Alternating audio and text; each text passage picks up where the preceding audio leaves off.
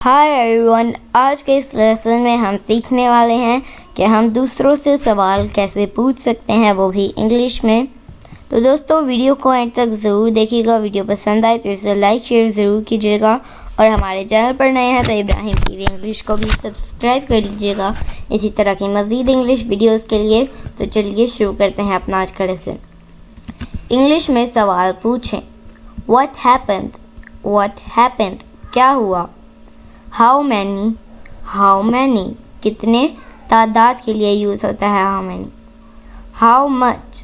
how much कितना मिकदार के लिए।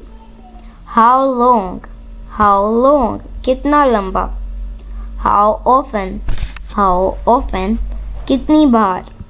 how far कितना दूर। how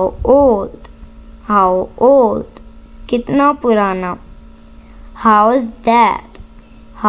that वो कैसा है। how annoying कितना परेशान करने वाला है। who's this ये कौन है। when to come कब आना है।